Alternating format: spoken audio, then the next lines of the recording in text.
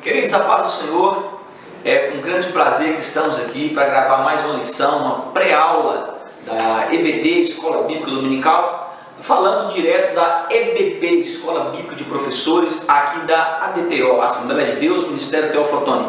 Hoje gravando a lição de número 9. A lição de número 9 tem por título As Limitações dos Discípulos. Nós tivemos uma aula muito boa, foi a lição de número 8, falamos o poder de Jesus sobre a natureza e os demônios, comentamos o fato dos discípulos andarem com Jesus, mas em alguns momentos eles demonstram que não o conheciam. Foi uma lição muito boa, quem não assistiu, aconselho você a assistir. Hoje eu quero iniciar essa aula mandando um grande alô a todos os nossos colegas internautas, aqueles que têm colaborado no Facebook, no WhatsApp, aqueles que têm compartilhado no YouTube a nossa lição. Eu quero deixar aqui o nosso agradecimento a todos os professores, a todos os professores do nosso Brasil e fora do Brasil. Hoje nós vamos fazer um debate sobre essa lição e principalmente focar alguns temas em específico. E eu queria que você pegasse sua caneta, o seu copo com água e não se levantasse, porque esta lição é uma lição muito boa e ela vai continuar no tópico que eu havia falado acerca do perdão. Eu quero começar essa lição mandando um grande abraço para Vandubach, de Ribeirão Bonito, em São Paulo, Leandro Medeiros, Rio Vermelho, Florianópolis, da Assembleia de Deus, Canaã.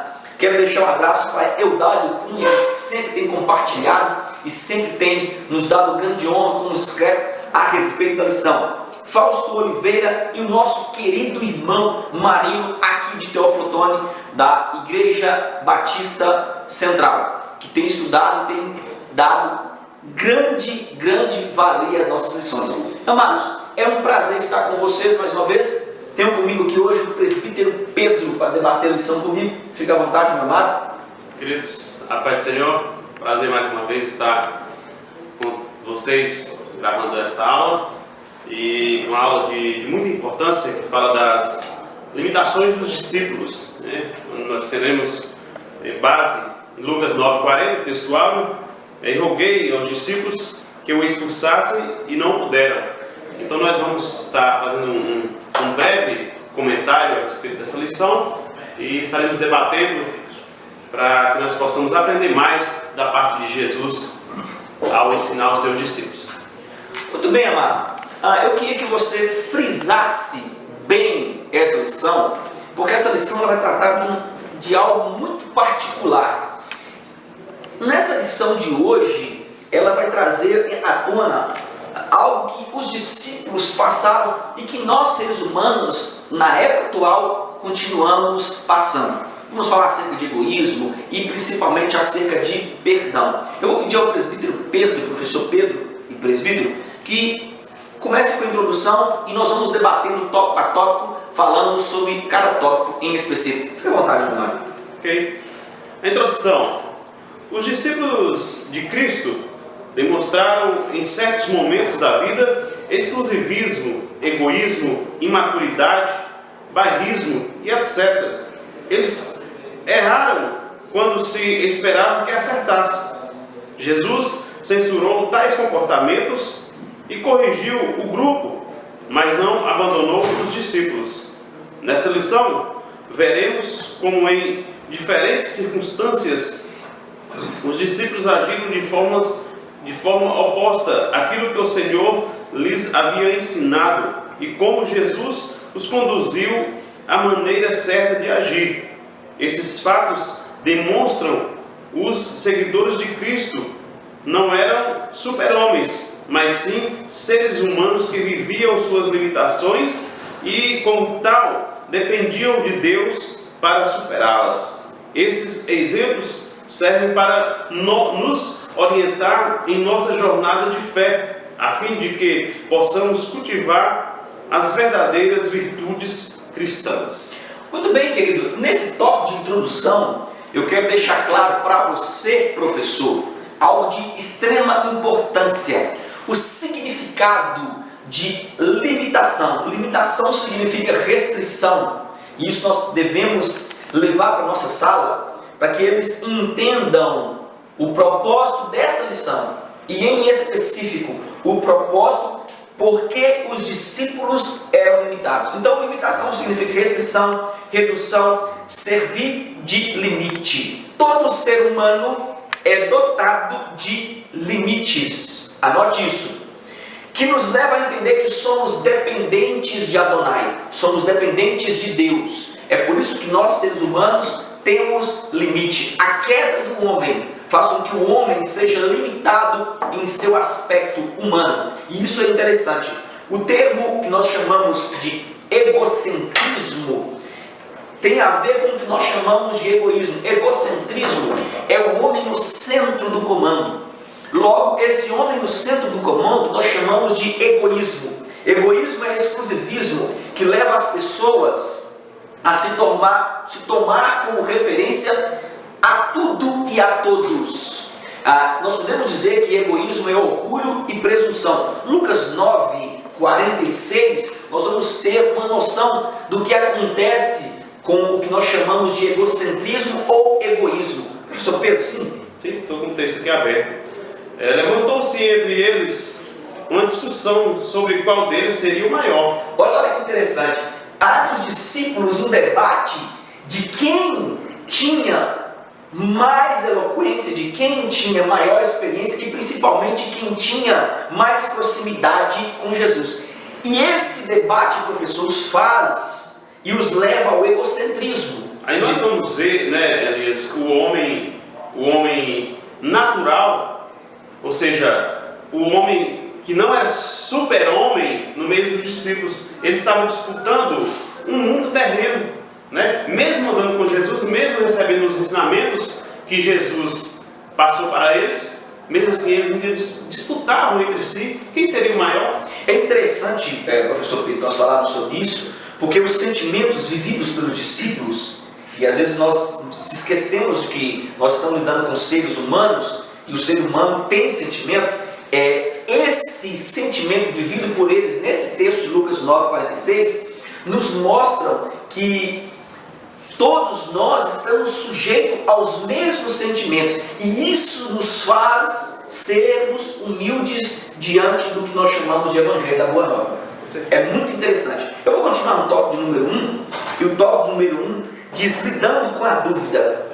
Diz assim: a oração e a fé. Logo após acalmar a tempestade, e isso eu acho de extrema importância, o fato que vai acontecer no Mar da Galileia, Jesus perguntou aos seus discípulos: onde está a vossa fé? Lucas 8:25. Essa não foi a única vez que o Senhor censurou os discípulos por não demonstrarem a fé necessária em Deus. Quando viu a inoperância dos discípulos frente a um menino endemoniado, ele disse: ó geração incrédula e perversa, até quando estarei convosco e vos sofrerei? É interessante, amados, nós frisarmos nesse tópico em específico, que havia entre os discípulos um sentimento de proteção. O que é esse sentimento de proteção? Eles se esqueceram que estavam em um discipulado. Isso é interessante.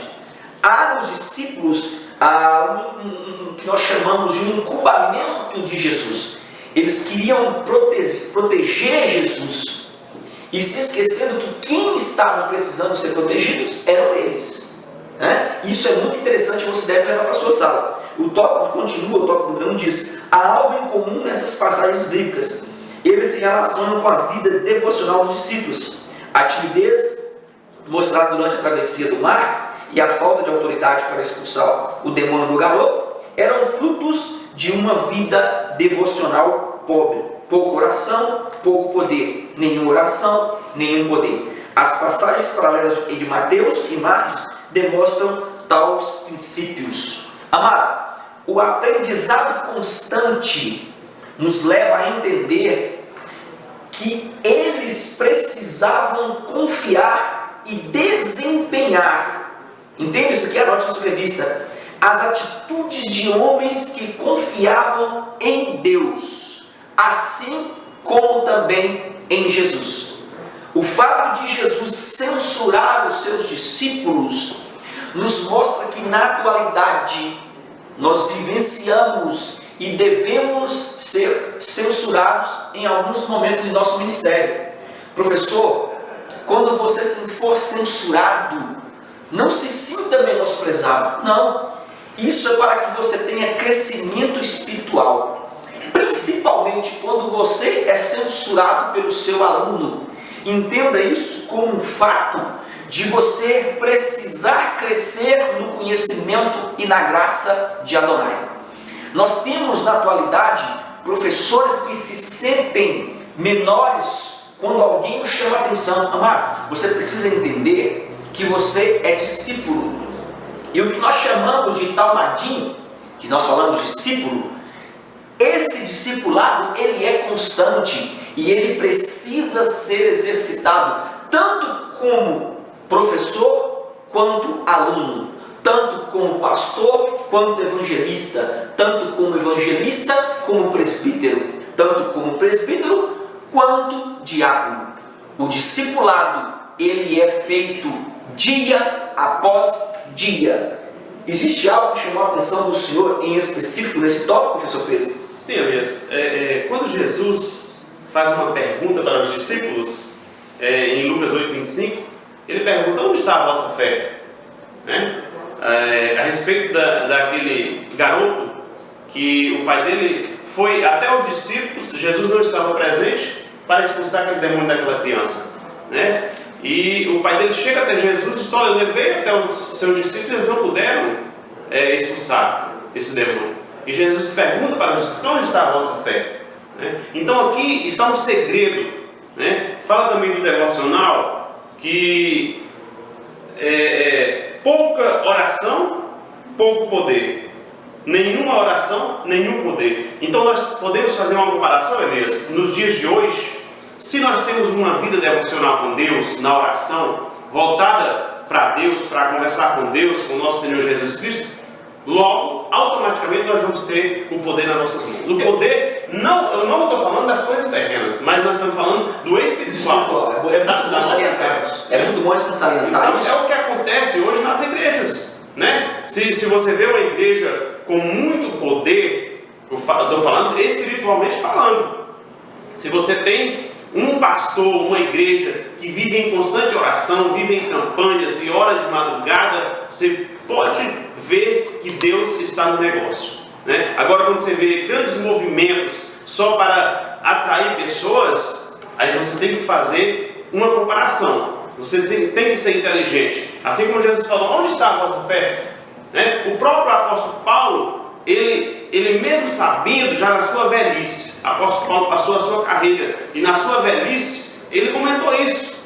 Eu combati o bom combate, acabei a carreira, mas eu guardei a fé. Eu acho interessante nós discutirmos esse texto com a sala de aula, porque nós, quando olhamos para a atitude de Jesus com os discípulos, nós vamos ver que faltava no discipulado dos discípulos algo que é interessante: confiança. E nos dias atuais, essa palavra confiança, ela está escassa. Por quê? Nós precisamos entender que duas características, amado, anota a sua revista, duas características de homens que confiam em Deus. A primeira característica é a oração. Essa é a primeira característica. E a segunda, jejum, que gera o que nós chamamos de relacionamento. Isso é interessante, que ela gera uma atitude de fé. E essa atitude de fé gera relacionamento. Hoje, na atualidade, a igreja está vivenciando, e eu não vou cansar de falar isso nas minhas aulas, as atitudes negativas do inimigo. Falta jejum, falta oração. Isso quebra o relacionamento de nós pastores, de nós homens de Deus, para com Deus, assim como os discípulos. Os discípulos foram admoestados em algo comum do cotidiano de um discipulado, que era a falta de oração e a falta de jejum. Ok, amado? Anote isso. Professor Pedro, fica à vontade. É interessante que Jesus, ele demonstrou isso para os discípulos sempre. Sempre que ele teve com os discípulos, ele demonstrava isso. Ele passava de 6 horas orando né, conversando com Deus. Verdade. Em várias partes da Bíblia nós vamos ver que Jesus jejuava, né, passou 40 dias no deserto, jejuando e orando. Tudo isso para mostrar para os seus discípulos, para os seus seguidores, até os dias de hoje, que nós temos que ter essa intimidade com Deus. Uma linguagem mais moderna, interatividade. Isso, interatividade. É uma interatividade, exatamente isso. Então Jesus não precisava estar orando, porque ele é o próprio Deus. Jesus é o nosso Senhor, mas ele fez tudo isso para mostrar para os seus discípulos, para os seus seguidores, para nós, que nós temos que fazer isso para ter uma íntima comunhão com Deus. Muito bem, eu vou continuar no tópico de número 2, número 1. No tópico de número 2 diz a palavra de Deus e a fé. Fique à vontade, meu irmão. Se a falta de oração traz incredulidade, por outro lado, a falta de conhecimento da palavra de Deus produz efeito semelhante. É isso que mostra a história dos discípulos no caminho de Emaús. No mesmo dia em que ressuscitou, o Senhor apareceu a 2 deles quando se dirigiu para a aldeia de Emaús, cerca de 12 quilômetros de Jerusalém. Depois de dialogar com eles, Jesus percebeu o quanto eram incrédulos. O mestre reprovou a incredulidade dos discípulos e o chamou de nécios, isto é, desprovido de conhecimento ou discernimento.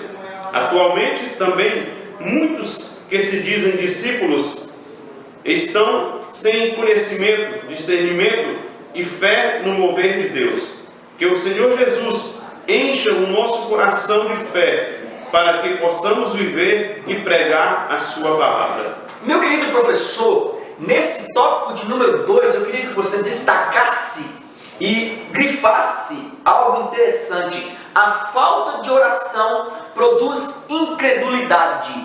E eu anotei que a falta de conhecimento produz heresia. Isso é muito interessante, por isso, olha que interessante, nós estamos vivendo tantas aberrações no meio cristão. É uma vergonha, meu amado, o que nós estamos tendo na igreja atual. Por quê? Porque na atualidade, pastores não querem estudar.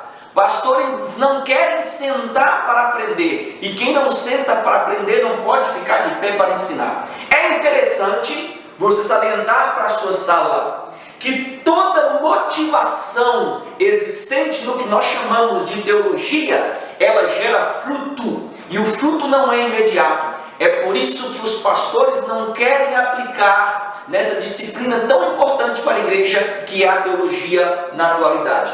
Lembrando, senhores, que nesse quesito oração, eu me peguei no Salmos 3, versículo 4, que diz: sabeis, pois, que o Senhor separou para si aquele que é piedoso. O Senhor ouvirá quando eu clamar a Ele. Amado, é impossível, escute o que eu vou falar e anote para você levar para a sua sala. É impossível você ter oração e não ter conhecimento. É impossível você ter conhecimento e não ter oração. Ambas as palavras andam juntas. Ambas as palavras dependem uma da outra. Oração é conversar com Deus. Oração é tocar os céus. Vou pedir um Hebreus 4, versículo 16. Sim, amado. Cheguemos, portanto, confiadamente junto ao trono da graça, a fim de recebermos misericórdia e acharmos graça para socorro em ocasião oportuna. Olha, acheguemos-nos. O ato de achegar é aproximar-se, é ter relacionamento. Nós precisamos entender que muitos dos discípulos estavam próximos de Jesus, mas não tinha relacionamento. Amado, não adianta você estar próximo de Jesus e não ter com Ele interatividade, não ter relacionamento. Não adianta você, pastor que está me ouvindo, ter uma igreja e não ter relacionamento com ela. Não adianta você ter relacionamento com os seus obreiros, mas não tem um momento de oração. É interessante nisso, e eu acho muito interessante você anotar o que é nécio, que Jesus chama os discípulos de nécio. Nécio significa sem instrução, sem discernimento, sem sentido, sem coerência, sem competência e ignorante. Se nós escutássemos essa palavra de Jesus, nós iríamos desviar. Mas Jesus, o próprio Jesus, chama os discípulos de sem conhecimento, de ignorantes.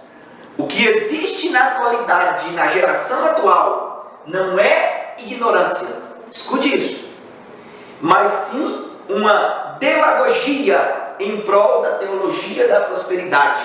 Não é falta de conhecimento que existe nos pastores, é demagogia em querer continuar pregando a teologia da prosperidade que não existe na Bíblia. É mais fácil, né, Elias? É muito mais fácil. É mais fácil atrair as pessoas através de bens, através de bênçãos, através de cura, digamos, de mentirinha. Um evangelho fácil. Outro dia eu parei em frente à televisão e falei, eu vou assistir por curiosidade, não vou citar nomes, tá? Mas eu vou assistir por curiosidade o que esse cidadão tem para falar da palavra de Deus. Então, falando em conhecimento, em teologia, nós temos que investir, nós temos que pagar o preço. É barato? Não é. Mas invista, perca o seu tempo, estude a palavra de Deus. E eu me deparei diante da televisão, passei meia hora assistindo um programa que se diz ser evangélico.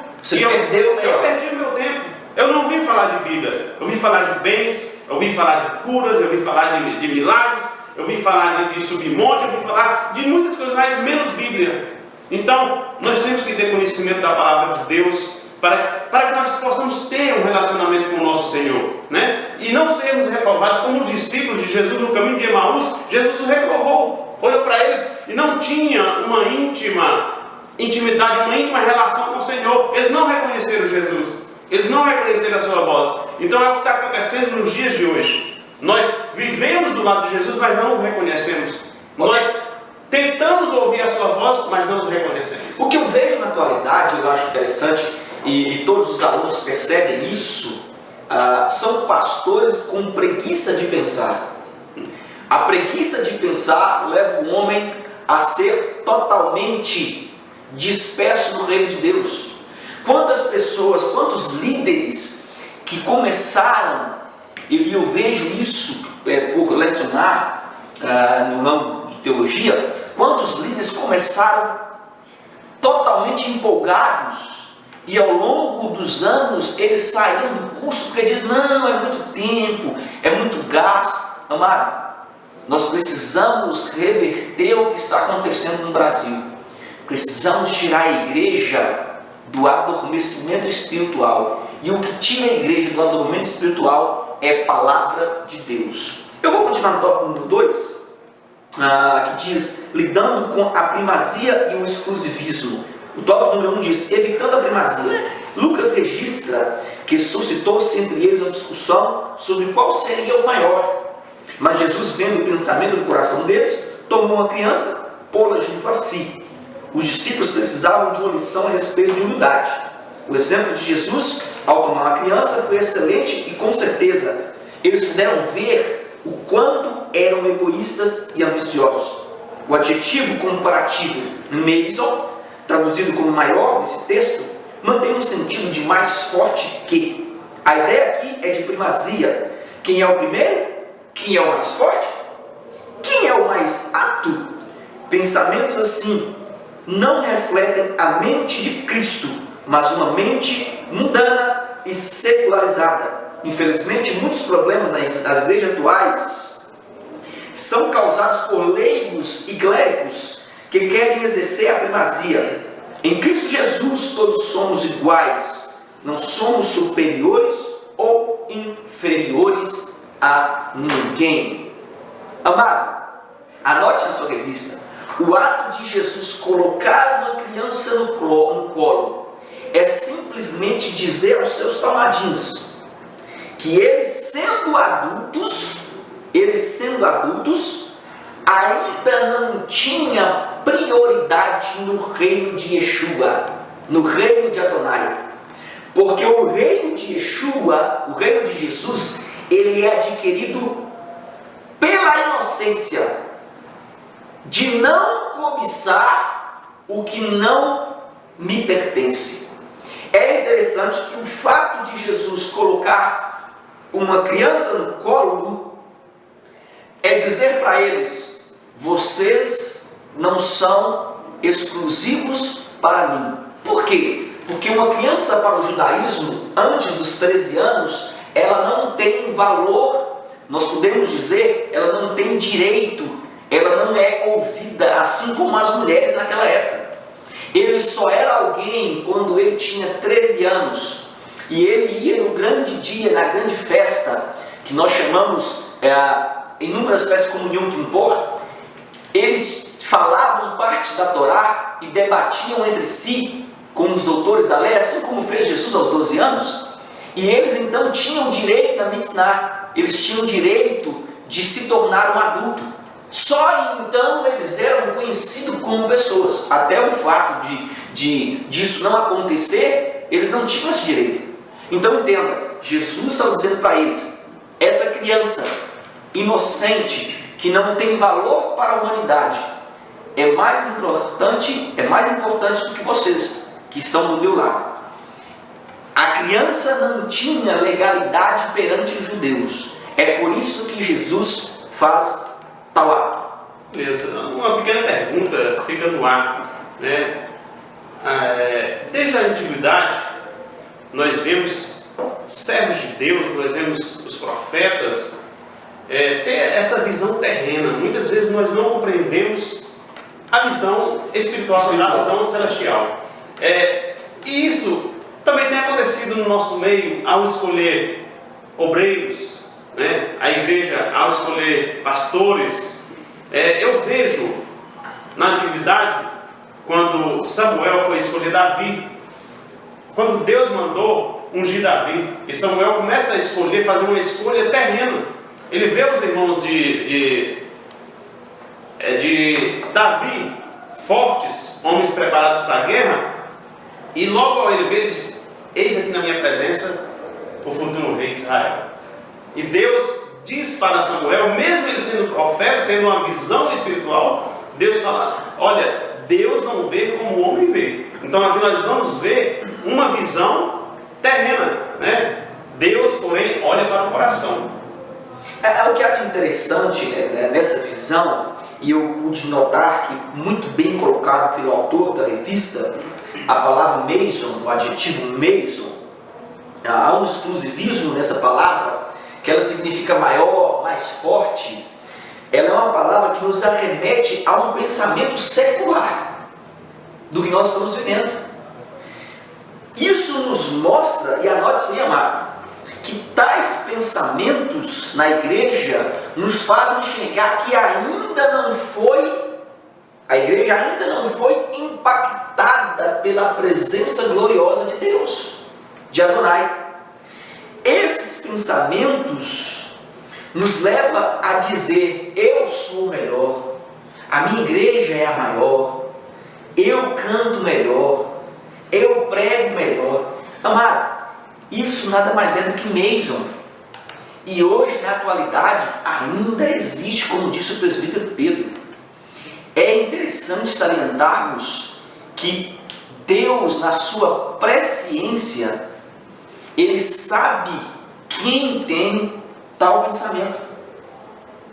E esse pensamento é um pensamento secular. É um pensamento humano. É um pensamento vulgar.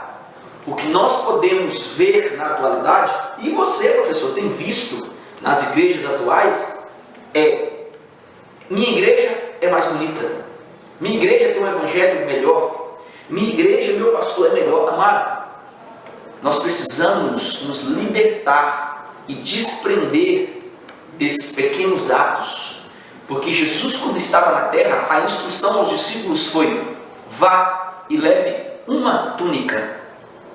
Uma túnica. Quem receber-vos como profeta, terá galardão de profeta. Isso eu acho interessantíssimo. Nós deixamos alguns trabalhos de lado, porque são pequenos, mas nos importamos com grandes trabalhos.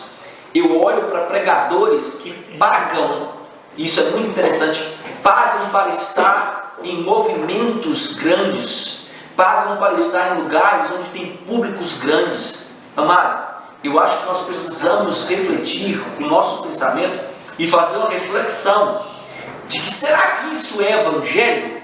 Será que isso é boa nova? Eu não vejo ninguém brigar para ir evangelizar as favelas. Eu não vejo ninguém brigar para evangelizar os marginalizados, a escória da humanidade. Mas quando se fala em megas movimentos, quando nós vemos em Camboriú, as pessoas têm coragem de pagar para pregar. Isso não é evangelho. Isso, na realidade, nada mais é do que amaciar o ego de um pregador e de um cantor. Professor Pedro, sim? Isso é triste, né, Elias? Nós vivemos um meio evangélico onde se diz cristãos que conhecem a Cristo e viver um evangelho dessa forma, né? Até mesmo nas nossas igrejas, não estou falando especificamente da nossa, mas nós vemos no nosso meio pessoas querendo arrastar, pessoas de qualquer jeito porque tem um dízimo alto, né? Porque tem uma aparência boa, e vive de qualquer jeito, um evangelho de qualquer jeito, vive um cristianismo. Porque exerce uma influência na sociedade. Sim, e vive um evangelho, vive um cristianismo de qualquer jeito. Vamos falar sobre o tópico 2, que vai falar sobre isso, evitando o exclusivismo. Sim, evitando o exclusivismo. Jesus também combateu o exclusivismo que se revela através da mentalidade de um grupo fechado. A razão dada pelos apóstolos para barrarem a ação daquele homem foi que ele não fazia parte do grupo. Jesus mostra que o fato de expulsar os demônios pela autoridade do seu nome e partilhar das mesmas convicções dos apóstolos credenciava aquele homem a exercer o seu ministério. Embora não fizesse parte do grupo dos 12, partilhava da mesma fé. Não se trata, portanto, de validar crenças e práticas sectárias ou heréticas, mas sim de não permitir que o exclusivismo religioso nos segue de tal forma que só venhamos enxergar o nosso grupo. Eu queria que o senhor abrisse para mim Efésios 3, versículo 20. Amado, anote na sua revista, eu anoto sempre do lado da minha revista, acompanho pelo computador, ou logo, às vezes levo o tablet para a sala com as anotações. Isso é válido como ferramenta para que você tenha um aprendizado melhor na sua sala. O texto de João 10, capítulo 10, versículo 10 e 11, eu achei bem interessante, que diz o seguinte: o ladrão não vem senão a roubar, a matar e a destruir. Olha que interessante isso aqui. Eu vim para que tenham vida, e tenham vida com abundância. Eu sou o bom pastor dá a sua vida pelas suas ovelhas. Já o texto de Efésios 3, 20, presbítero Pedro, sim? Ora, aquele que é poderoso para fazer infinitamente mais do que tudo quanto pedimos ou pensamos, conforme o seu poder que opera em nós. Olha que interessante, o ministério de Jesus não é exclusivista. Olha, anote sim, pelo amor de Jesus Cristo, meu amado. O ministério de Jesus não é exclusivista. Jesus nos deixa bem claro em João 10, 11, que o seu reino é vida e vida com abundância. A palavra abundância, eu gosto dessa palavra, ela no grego, ela significa perisson. O que é perisson? Perisson significa muito bem, além da medida, mais abundante, supérfluo. Uma quantidade tão abundante, olha que interessante isso aqui, que chega a ser mais do que era de se esperar ou antecipar. Ao contrário de um ladrão, o Senhor Jesus não vem por razões egoístas. Olha isso aqui. Ao contrário do ladrão, ao contrário do inimigo que nós chamamos de Shaitan, no original Satã, nós falamos na lição passada, ou Lúcifer. Ao contrário dele, Jesus não tem as ações egoístas, exclusivistas. Ele vem para dar, não para receber. Ele vem para que as pessoas tenham nele uma vida significativa, intencional, alegre e eterna. Anote isso aqui, professor. Todo grupo fechado na igreja é pensamento do inimigo. Meu grupo de louvor é fechado, inimigo. Meu grupo de evangelização é fechado, inimigo. O meu grupo de música é fechado, inimigo. O coral da igreja é fechado, inimigo. Não é pensamento de Deus. A Bíblia me diz em João 10:10 que ele tem vida e vida com abundância. Se o seu trabalho é um trabalho fechado, eu gosto de falar sobre isso, e eu acho interessante que existem pessoas que criam uma página na internet da igreja e colocam grupo fechado. Quem você quer evangelizar, meu amado, se o seu grupo é fechado? Quem você quer pregar e quem você quer ganhar se você coloca um grupo fechado? Para que você criou uma página se ela é fechada? Eu acho interessante que na igreja atual existem grupos e pequenos e grandes grupos em que pequeninas pessoas que têm o poder, somente elas participam. Amado, não é visão de Yeshua. Isso é visão do inimigo. Pode ficar à vontade, amado. E Jesus não opera em tais coisas. Pelo contrário, o inimigo, você está abrindo brecha para que o inimigo possa entrar. Às vezes, mas dentro da igreja, o inimigo não vai operar. É onde ele mais quer operar, é no meio da igreja, no meio do povo de Deus, para fazer divisões. Ele quer dividir, ele quer tirar o seu foco principal, quer tirar o exclusivismo no nome de Jesus. Né? Interessante, quando Jesus mandou os seus discípulos, né, mais de 70 pessoas, ele enviou nas aldeias, nas cidades por onde ele havia de passar, né, e eles foram sem nada. Jesus mandou que eles fossem, pregassem por onde ele havia de passar, e eles voltaram tão felizes porque eles expulsaram os demônios. Senhor, pelo teu nome, até os espíritos, até os demônios. Há uma contradição nisso, que eles voltam achando que eles eram o tal. E quando eles falaram pelo teu nome, até os demônios se nos sujeitam. Então, eles acharam que agora tinha todo o poder, mas o nome de Jesus que era exclusividade ali. E Jesus disse para calma, não vos alegrei porque vos sujeito os espíritos, alegrai-vos antes por estar os vossos nomes escritos nos céus. Eu falei numa aula, não sei se é uma aula eu falei sobre isso, que existem pessoas usando o nome de Jesus como encantamento. Elas não conhecem Jesus, mas usam como encantamento, assim como houve nessa época. E eles repreendem quem estava usando e dizem, mas eles estavam usando o seu nome. E Jesus diz assim, e aí? Amados, precisamos entender que Jesus não é exclusivista. Eu vou continuar no tópico número 2, lidando com a avareza, não é isso? Número 3, lidando com a avareza, diz assim, valores invertidos. É interessante que diz no relato de Lucas, eu ou o senhor que vai ler? Pode ler. No relato de Lucas, Jesus acabara de incentivar seus discípulos a dependerem do Espírito Santo. Quando um homem que estava no meio da multidão falou, mestre, dize ao meu irmão que reparta comigo a herança. Essa solicitação estava na contramão dos seus ensinos de Cristo, e por isso recebeu a censura dele. Olha que interessante, amado. Homem, que me pôs a mim por juiz ou repartidor entre vós? Enquanto Jesus ensinava a ser tal atitude legalista e materialista, esse homem age de maneira diametralmente oposta àquilo que for ensinado. Ele estava preocupado com a herança, como muitos fazem hoje. Não estava preocupado em seguir os ensinamentos de Cristo, mas usá-los como trampolim para alcançar seus objetivos, a satisfação material. Eu quero deixar um texto, presbítero Pedro, Lucas 12, e eu achei de extrema importância esse texto, nos mostra a realidade do que estamos tendo. A própria revista chegou a dizer, versículos 17, 18 e 19, sim, meu amado.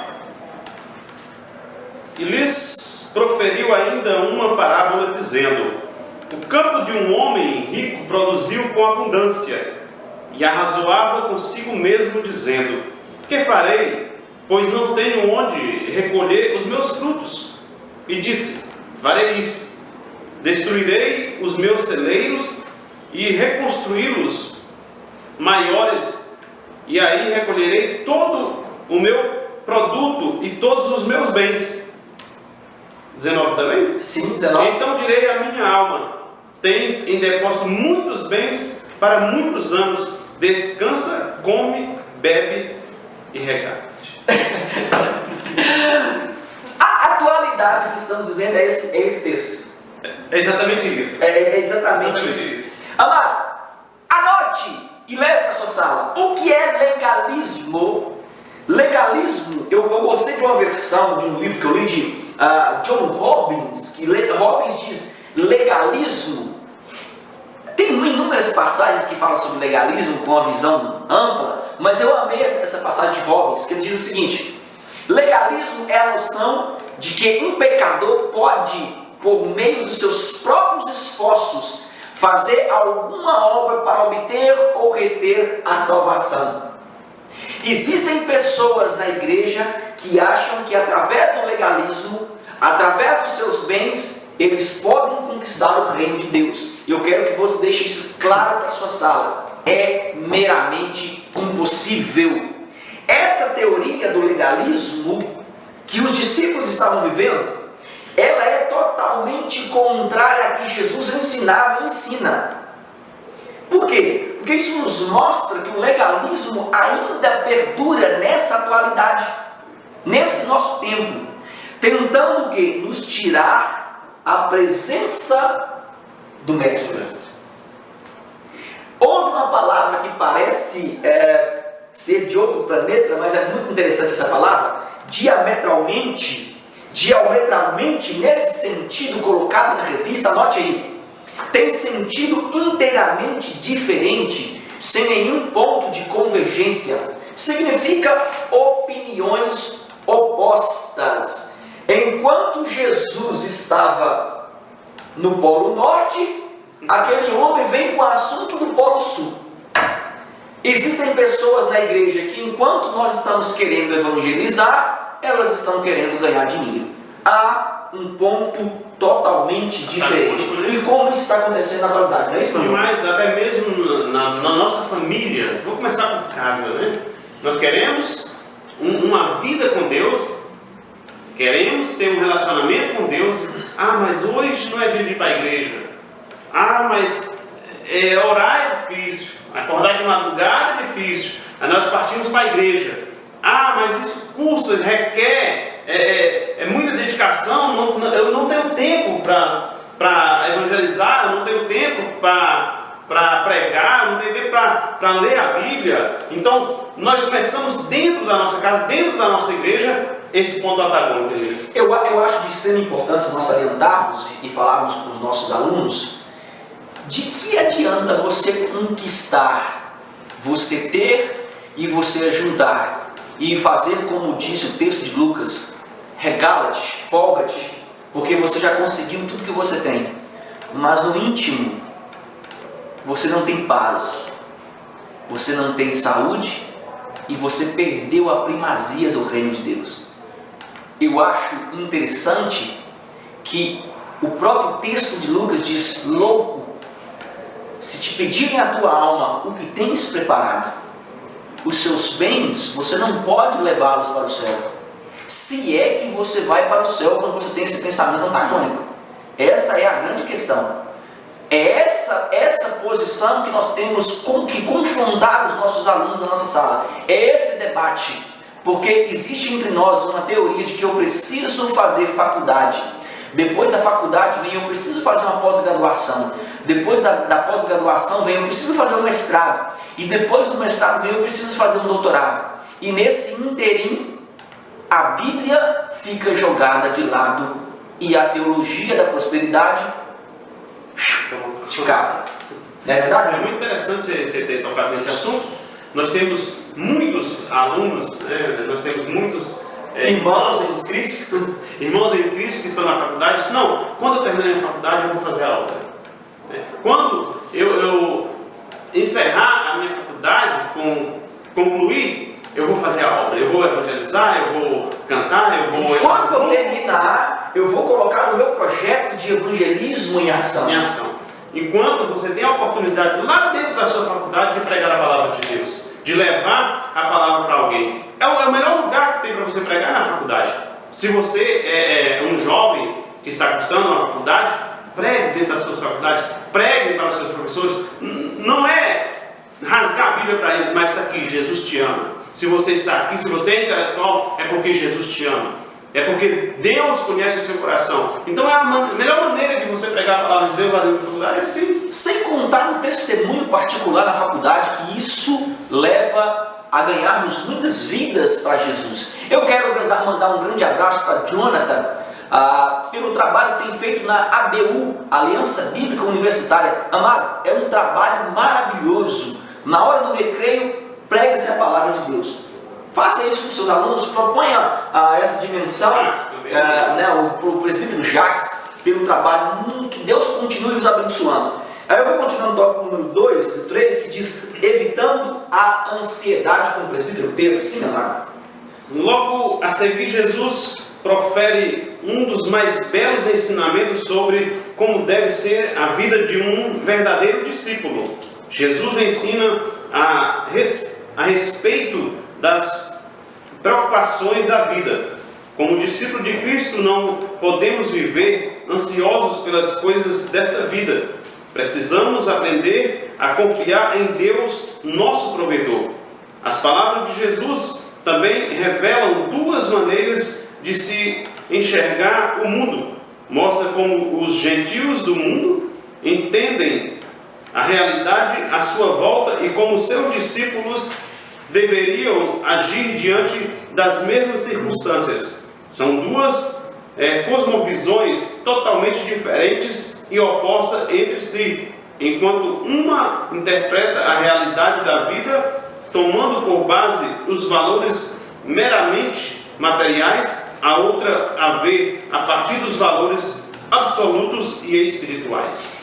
Nesse tópico em específico, professor, eu queria que você notasse Jesus, e isso eu acho de extrema importância, logo após a correção, ele nos dá uma aula de como viver neste mundo.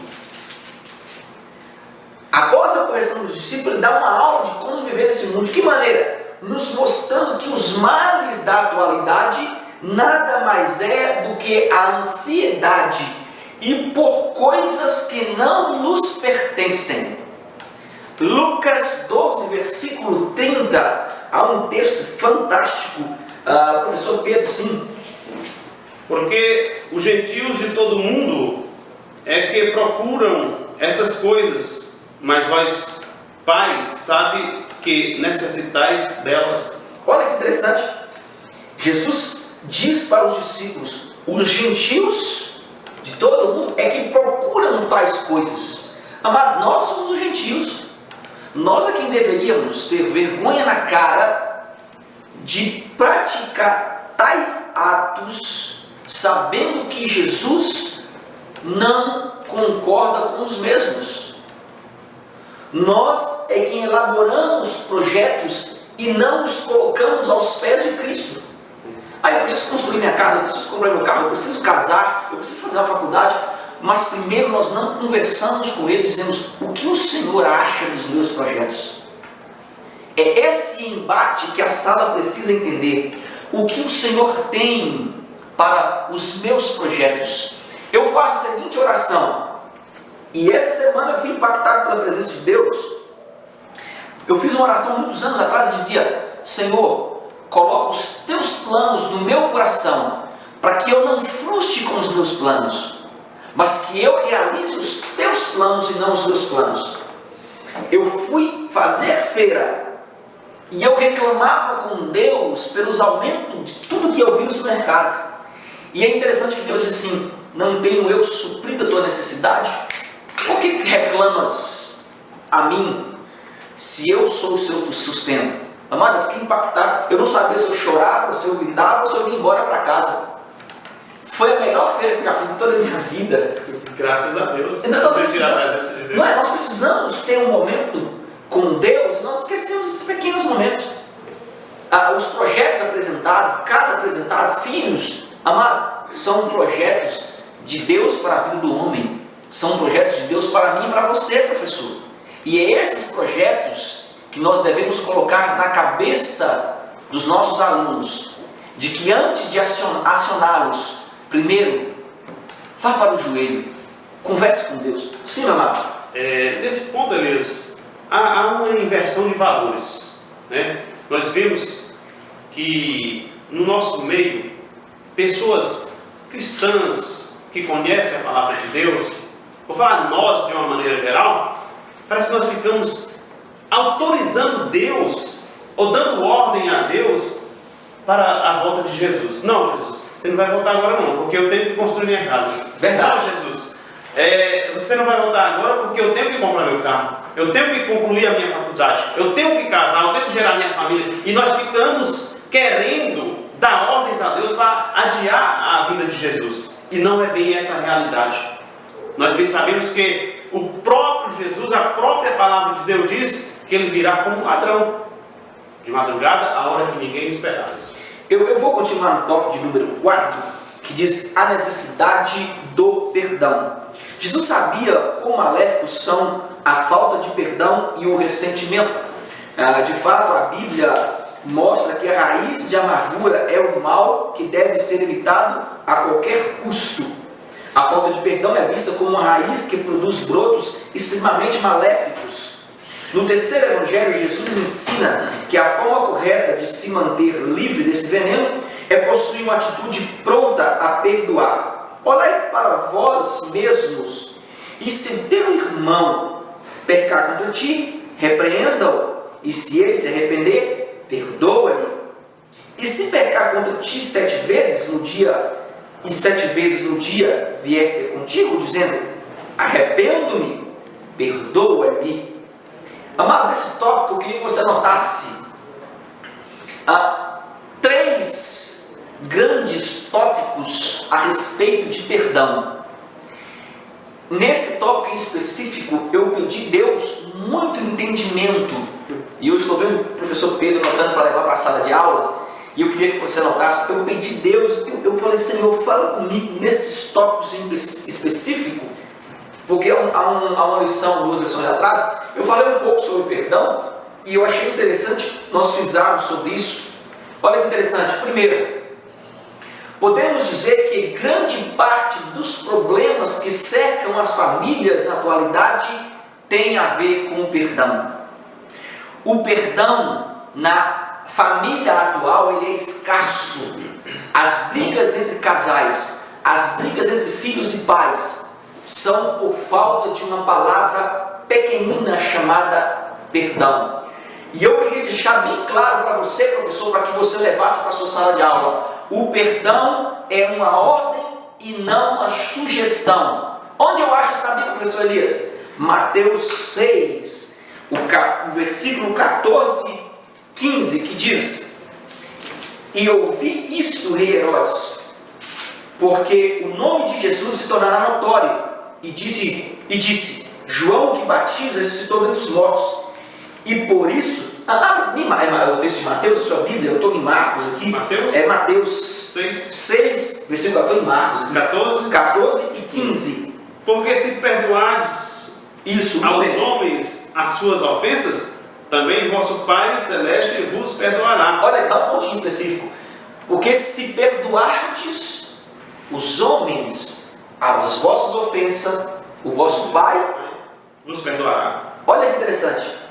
Aí o texto continua e diz: Se, porém, não perdoardes aos homens as suas ofensas, tampouco vosso Pai vos perdoará as vossas ofensas. A Bíblia hebraica diz que se retivertes o perdão, também o Pai há de reter o vosso perdão. Amado, então anote: se você não perdoa, Deus também não te perdoa. É Bíblia, não é Elias que está falando, é uma ordem. Tópico de número 2: a falta de perdão gera câncer na alma e nos afasta de Deus. Só para você ter noção disso aqui, do que eu acabei de falar, que a falta de perdão gera um câncer em nossa alma e nos afasta de Deus, eu coloquei um exemplo bem clássico. É como se Deus fizesse uma festa e o ingresso e o porteiro que estivesse, um anjo que estivesse na porta, cobrando o ingresso, a entrada fosse o perdão.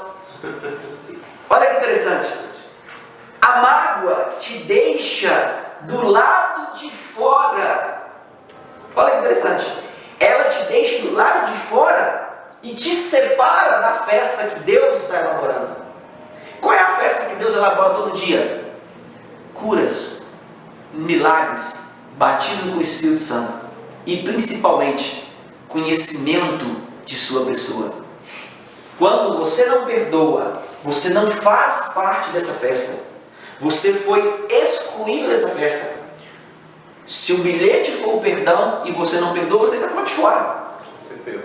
A falta de perdão, anote isso aí, a falta de perdão nos mantém em cativeiro. Onde eu acho isso na Bíblia? Mateus 18, o versículo de número 23, diz assim, olha que interessante: por isso o reino dos céus pode se comparar a certo rei que quis fazer conta com os seus escravos. É uma parábola bem conhecida de todos.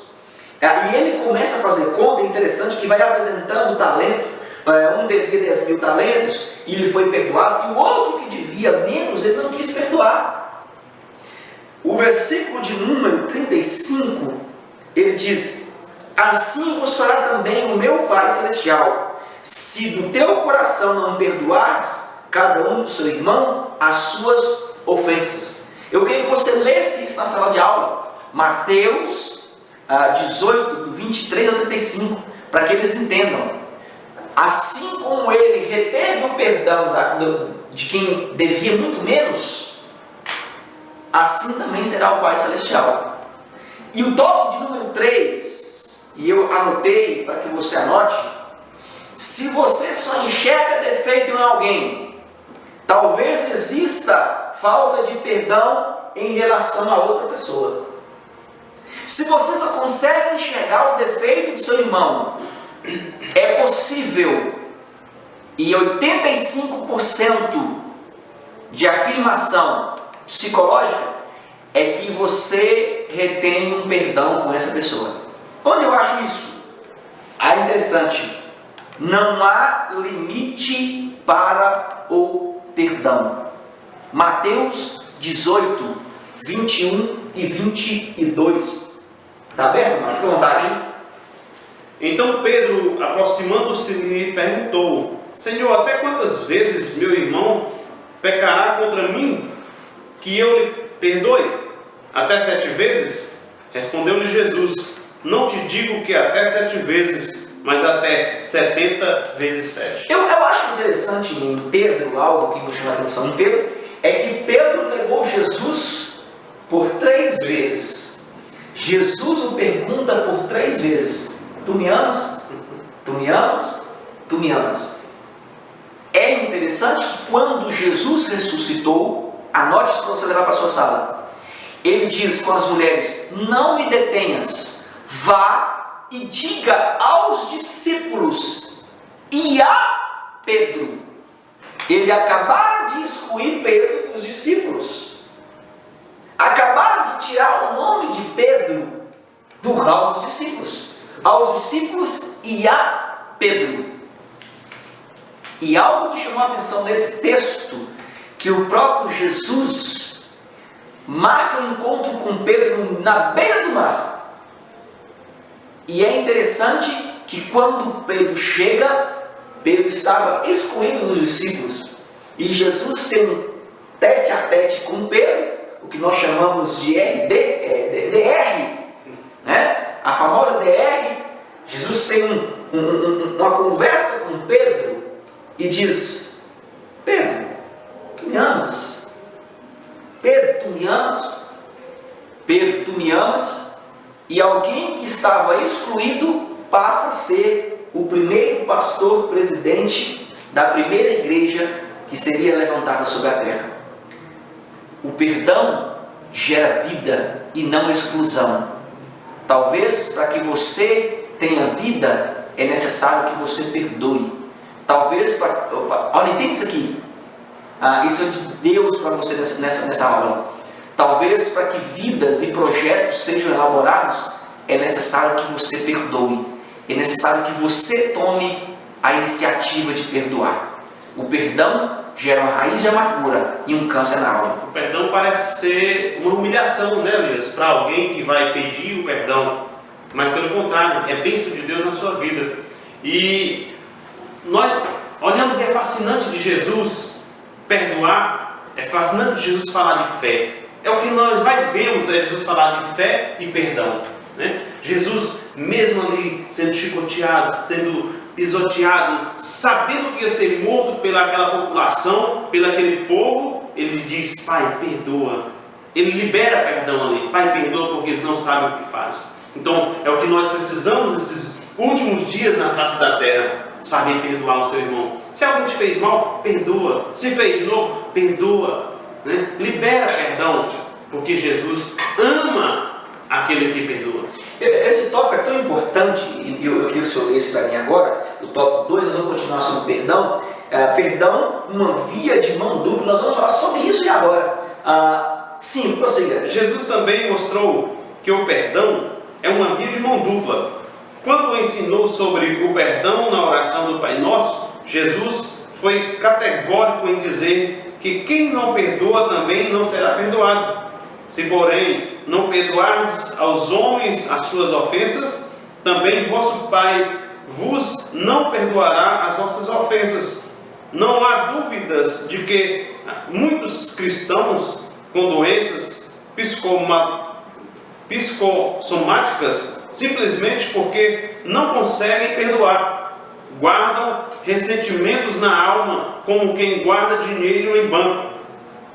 James Dobson, famoso psicólogo cristão, disse que daria alta a 80% dos seus pacientes se eles conseguissem perdoar ou se sentissem perdoados. Eu achei interessante nesse tópico, eu estava lendo aqui, James Dobson, ele é um psicólogo cristão, e ele afirma categoricamente de que 80% dos seus pacientes teriam alta se apenas perdoasse.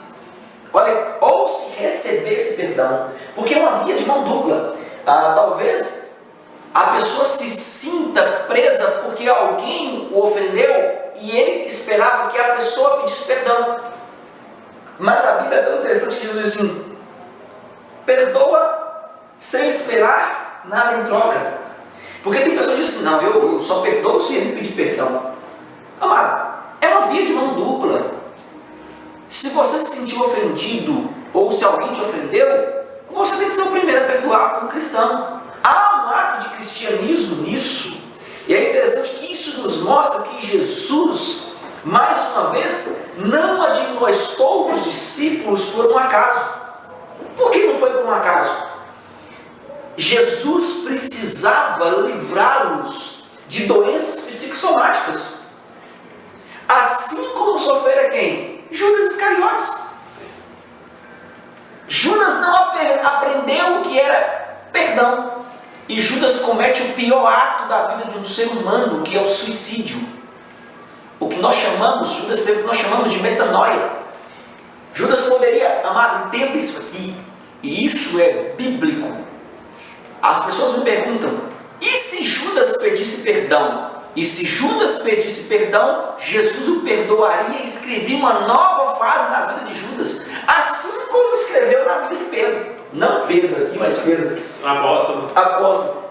Amado, Jesus sempre está disposto. E tem uns teólogos, uns malucos por aí que dizem assim: mas a Bíblia diz que ele era enviado para cometer tal delito de negar, de trair Jesus. Ainda assim, Jesus escreveria, Deus escreveria uma nova página na vida de Judas. O problema de Judas foi não pedir perdão. Eu quero ensinar essa lição. Você quer falar alguma coisa mais? Não, pode ficar à vontade. Eu quero encerrar essa lição com uma conclusão que diz: ao estudarmos as limitações dos discípulos, alguns fatos ficam em evidência. Observamos que a incapacidade para enfrentar Satanás em Lucas 9:40 é justificada em Mateus 17:20 pela falta de fé. A incredulidade dos discípulos no caminho de Emaús é justificada pela falta de conhecimento das Escrituras.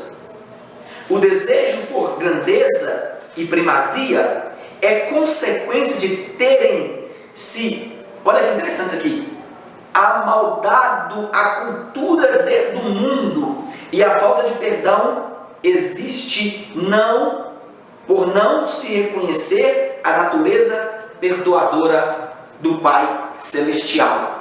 Amado, que essa aula nos traga uma reflexão acerca dos limites dos discípulos, assim como os nossos. Em todos nós há imperfeição, não existe ninguém perfeito, senão você já estaria no céu.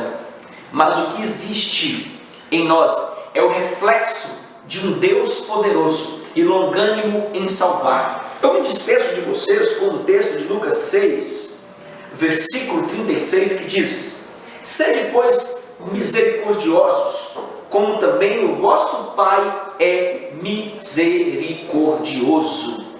Amado, coloque isso em prática na sua sala e faça um debate, e principalmente tenha um momento entre os alunos em que, se existe alguém precisando liberar o perdão, que seja nessa aula, para a honra e para a glória do Senhor. Amém? Professor Pedro. Amém. Deus possa abençoar a cada um em nome de Jesus. Uma aula espetacular, especial para mim, para nós, para vocês que estão nos assistindo. Que Deus possa te abençoar. Que nós somos seres humanos limitados, somos seres humanos falhos, mas em Cristo Jesus nós podemos ter fé, podemos ter perdão, podemos liberar fé e podemos liberar perdão. Então, que essa aula seja de bom proveito para cada um, em nome de Jesus. Amém. Um prazer estar com você mais uma vez. Que Deus te abençoe. Amém. E que essa aula seja bênção na sua vida. Principalmente para você, professor. Você tem que ser o primeiro a perdoar. Você tem que ser o primeiro a entender. Assim, a coletividade do Espírito Santo há de interagir sobre a nossa sala, em nome de Jesus. E Shalom, e até a próxima aula.